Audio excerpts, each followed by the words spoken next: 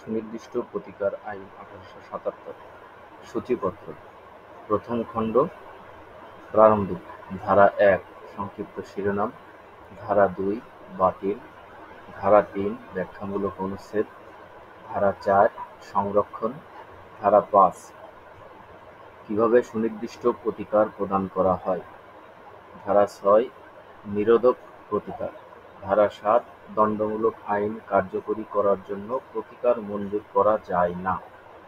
দ্বিতীয় খণ্ড সুনির্দিষ্ট প্রতিকার প্রসঙ্গে প্রথম অধ্যায় সম্পত্তির দখল পুনরুদ্ধার প্রসঙ্গে ক স্থাবর সম্পত্তির দখল ধারা ৮ সুনির্দিষ্ট স্থাবর সম্পত্তি পুনরুদ্ধার ধারা ৯ স্থাবর সম্পত্তি দখলচ্যুত ব্যক্তি কর্তৃক মামলা খ অস্থাবর সম্পত্তির দখল ধারা ১০ সুনির্দিষ্ট অস্থাবর সম্পত্তির পুনরুদ্ধার ধারা ১১ অব্যবহিত দখল লাভের অধিকারী ব্যক্তির কাছে বা নিকটে দখল প্রদানের নিমিত্তে মালিক নয় এরূপে দখলকারী ব্যক্তির দায় দায়িত্ব। দ্বিতীয় অধ্যায় চুক্তি মোতাবেক সুনির্দিষ্ট কার্য সম্পাদন ক যেই চুক্তি সুনির্দিষ্টভাবে কার্যকরী করা যাইতে পারে ধারা ১২ যেসব ক্ষেত্রে সুনির্দিষ্ট কার্য সম্পাদন আদায়যোগ্য ধারা ১৩ যে চুক্তির বিষয়বস্তু আংশিকভাবে বিলুপ্ত হয়েছে ধারা ১৪ চুক্তির অংশবিশেষ সুনির্দিষ্টভাবে সম্পাদন যেখানে অসম্পাদিত অংশ হচ্ছে ছোট ধারা ১৫ চুক্তির অংশবিশেষ সুনির্দিষ্টভাবে সম্পাদন যেই ক্ষেত্রে অসম্পাদিত অংশ বড় ধারা ১৬ কোনো চুক্তির স্বতন্ত্র অংশের সুনির্দিষ্ট কার্য সম্পাদন ধারা ১৭ অন্যান্য ক্ষেত্রে চুক্তির অংশবিশেষ সুনির্দিষ্টভাবে সম্পাদনে প্রতিবন্ধকতা ধারা ১৮ ত্রুটিপূর্ণ সত্যসম্পন্ন বিক্রেতার বিরুদ্ধে ক্রেতার অধিকার ধারা ১৯ কতিপয় ক্ষেত্রে ক্ষতিপূরণ মঞ্জুরের ক্ষমতা ধারা ২০ খেসারত পরিশোধে সুনির্দিষ্ট কার্য সম্পাদনে প্রতিবন্ধকতা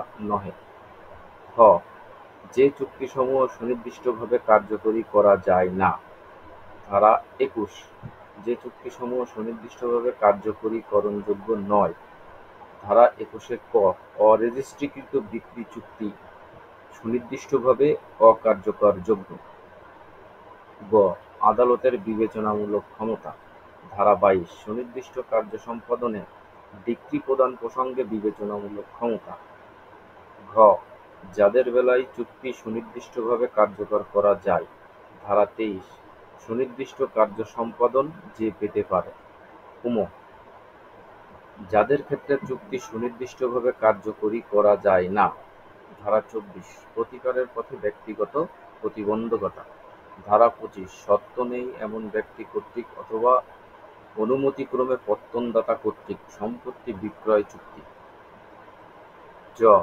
পরিবর্তন ব্যতীত যাদের বেলায় চুক্তি সুনির্দিষ্টভাবে কার্যকরী করা যায় না ধারা ২৬ পরিবর্তন ছাড়া কার্যকরীকরণ না করা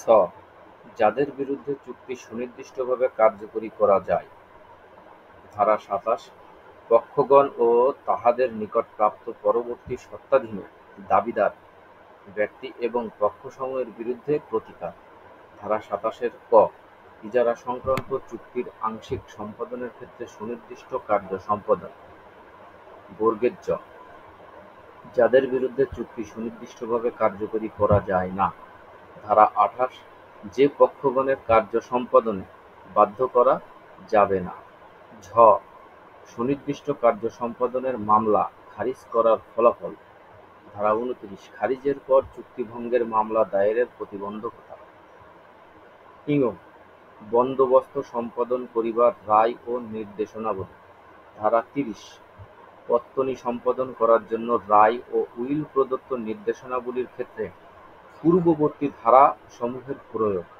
তৃতীয় অধ্যায় দলিল সংশোধন প্রসঙ্গে ধারা ৩১ যখন দলিল সংশোধন করা যাইতে পারে। ধারা ৩২ পক্ষসমূহের অভিপ্রায়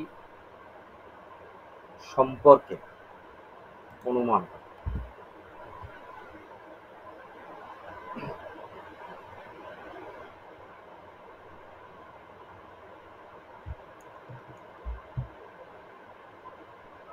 ধারা ৩৩ সংশোধনের মূল নীতিসমূহ। ধারা ৩৪ সংশোধিত চুক্তি সুনির্দিষ্টভাবে কার্যকরীকরণ। চতুর্থ অধ্যায় চুক্তি রদ প্রসঙ্গে। ধারা ৩৫ যখন রদ নিষ্পত্তি করা যায়। ধারা ৩৬ ভুলের জন্য রদ। ধারা ৩৭ সুনির্দিষ্ট কার্য সম্পাদনের মামলায় বিকল্প হিসেবে রদ প্রার্থনা।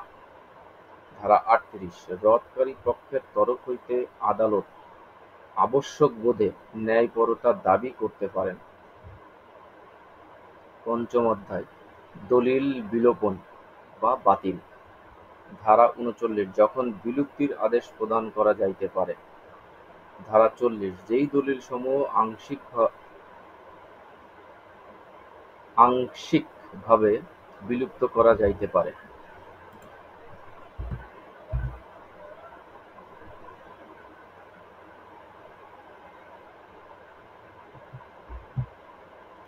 ধারা ৪১ যে পক্ষের জন্য দলিল বিলুপ্ত করা হয়েছে সে পক্ষের নিকট হতে কিছু ক্ষতিপূরণ আদায়ের ক্ষমতা। ষষ্ঠ অধ্যায় ঘোষণামূলক ডিক্রি। ধারা ৪২ মর্যাদা বা অধিকার ঘোষণা সম্পর্কে আদালতের ইচ্ছাধীন ক্ষমতা। ধারা ৪৩ ঘোষণার ফলাফল। সপ্তম অধ্যায় রিসিভার নিয়োগ প্রসঙ্গে। ধারা ৪৪ রিসিভার নিয়োগের ক্ষমতা আদালতের ইচ্ছাধীন বিষয়। তৃতীয় খণ্ড নিরোধ প্রতিকার প্রসঙ্গে। নবম অধ্যায় সাধারণ নিষেধাজ্ঞা প্রসঙ্গে। ধারা ৫২ নিষেধাজ্ঞামূলক প্রতিকার যেভাবে মঞ্জুর করা হয়। ধারা ৫৩ অস্থায়ী নিষেধাজ্ঞা। দশম অধ্যায় চিরস্থায়ী নিষেধাজ্ঞা। ধারা ৫৪ চিরস্থায়ী নিষেধাজ্ঞা যখন মঞ্জুর করা হয়। ধারা ৫৫ বাধ্যতামূলক নিষেধাজ্ঞা। ধারা ৫৬ নিষেধাজ্ঞা যখন প্রত্যাহার করা হয়। ধারা ৫৭ নেতিবাচক চুক্তি পালন করার জন্য নিষেধাজ্ঞা।